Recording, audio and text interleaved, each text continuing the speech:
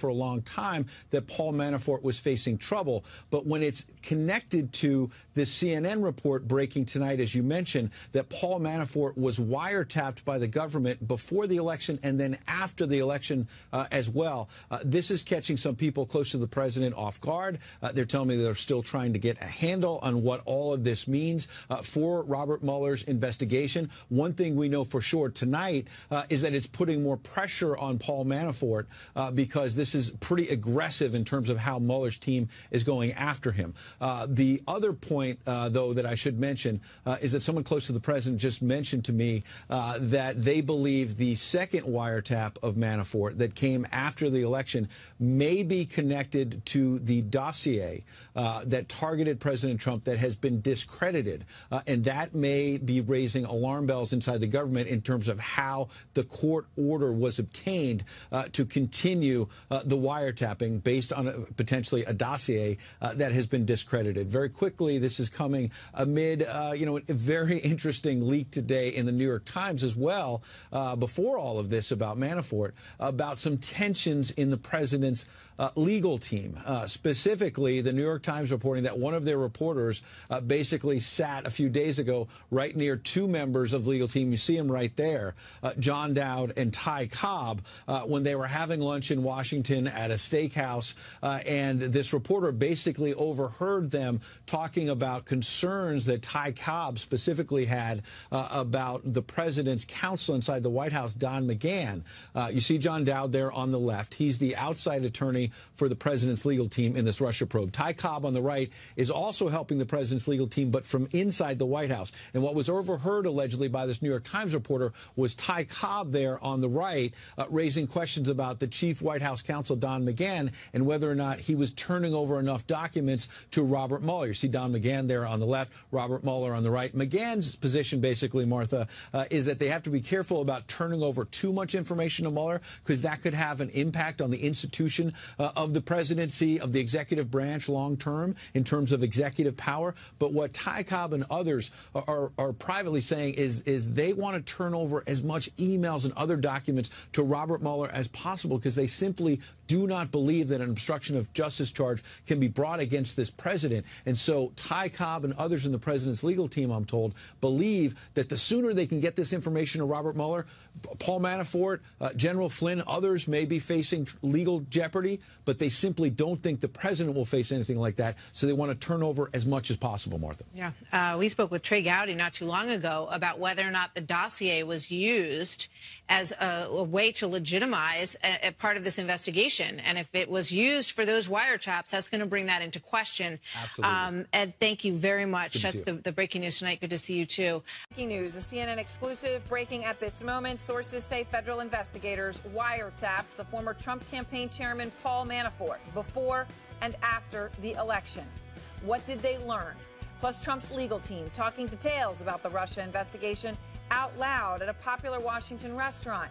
As a nearby reporter took notes on the whole thing, that reporter is my guest. And Hurricane Maria roaring across the Atlantic. Could the United States be about to be hit by another monster hurricane? Let's go out front. Good evening, I'm Erin Burnett. Welcome to our viewers in the United States and around the world. Out front tonight, breaking news. Manafort under surveillance. CNN has learned that investigators wiretapped former Trump campaign chairman Paul Manafort under secret court order, both before and after the 2016 election. And that surveillance continued into this year, including a period when Manafort wasn't working for the campaign, but was known to talk with President Donald Trump. Pamela Brown, Evan Perez, and Shimon Prokupez broke this story, and they are out front tonight. So much to ask all of you as this breaks. So, Evan, let's just start off with the bottom line here. What are you learning tonight? Well, Aaron, sources tell us that the FBI got permission from the Secretive Surveillance Court to monitor Paul Manafort, the former Trump campaign chairman, before and after the election. Now, this is an extraordinary step for the FBI to do surveillance on a high-ranking campaign official. And, of course, Manafort is now at the center of the Russia meddling investigation. We're told that there are intercepted communications that raise concerns about whether Manafort was encouraging the Russians to help with the campaign. Now, other sources told us that this intelligence was not conclusive enough. Now, Special Counsel Robert Mueller's team has been provided all of these communications, Aaron. So, Evan, when you say encouraging, Manafort encouraging Russians to help with the campaign, obviously the weight of everything is on that word encouraging. What do you mean by it? Right. There's a lot we don't know about exactly what was said. And by the way, this is beyond just wiretaps. It's also surveillance of all kinds, including searches that the FBI is authorized to do. But we're told that the FBI has communications between suspected Russian operatives relaying what they claimed were discussions with Manafort, as well as communications involving Manafort. None of this has amounted to what people consider a smoking gun in this investigation. There's still more work being done to determine whether there's a criminal violation here. We didn't get a comment from Paul Manafort's spokesman, but Manafort has previously denied that he ever knowingly communicated with Russian intelligence operatives during the election. He's also denied helping Russia undermine the U.S. interests, Aaron. So, Pamela, you're reporting here that Paul Manafort has been monitored not once, but twice. That's right, Aaron. So our team is told that the secret order began after Manafort became the subject of an FBI investigation in 2014. We previously reported that centered on work done by a group of Washington consulting firms for Ukraine's former ruling party, our sources say. And the surveillance was discontinued at some point last year for lack of evidence, according to one of the sources. And then the FBI restarted the surveillance after obtaining a new FISA warrant that extended at least into early this year. The sources say the second warrant was part of the FBI's efforts to investigate ties between Trump campaign associates and suspected Russian operatives. Now, it is unclear when that new warrant started. And as part of the FISA warrant, we've learned, Aaron, that earlier this year, the FBI conducted a search of a storage facility belonging to Paul Manafort. And as you'll recall, this past July, under Robert Mueller's direction, the FBI raided his home in Virginia. And of course, we knew that, but as part of what you're breaking tonight, that raid of the storage facility, obviously new information. We didn't know we had a storage facility until this hour, and we didn't know that they had raided it. So that's also very significant. Shimon, do you know, though, whether President Trump spoke to Manafort while he was under surveillance? That, of course, could be crucial here as well. Yeah, exactly, Aaron, extremely crucial. But what we do know and what we've been told by sources is that the president and Manafort were still talking early this year, well after the campaign. And it is a time that we've learned the FBI was listening to Manafort's phone calls. So it is possible that those phone conversations were collected during that surveillance as they were listening to them. So that we don't have a specific answer for, but it is possible, Aaron. All right, which is a crucial point. And of course, the president had said vocally again and again that he was wiretapped and that he meant that to mean not just phones, but all kinds of surveillance. Was he right?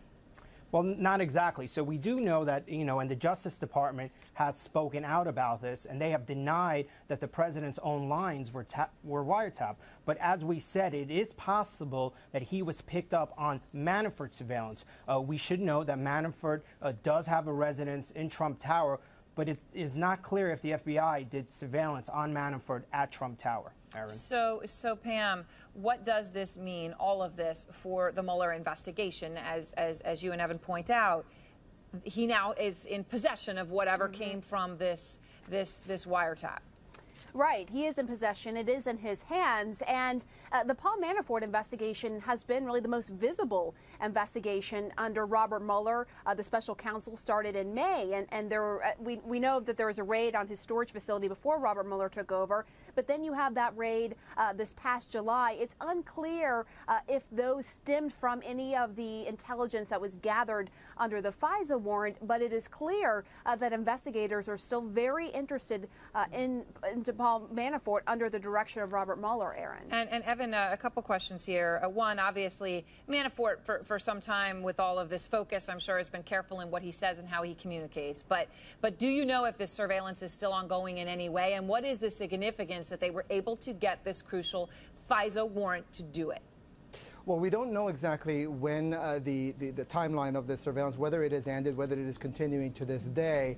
But look, the fact that they were able to get a FISA warrant is a big deal. The fact is this has to get approval from the highest levels of the Justice Department and the FBI before agents can carry out this type of surveillance. It's considered so intrusive that you almost never find out that these FISA warrants are authorized, Aaron. And then the other thing is that you have to present proof or suspicions that someone is acting acting as an agent of a foreign power. All of this goes into providing the paperwork that these judges then have to approve before allowing the FBI to do this type of surveillance. It's very intrusive work. Very intrusive work, and obviously very not easy to get, really.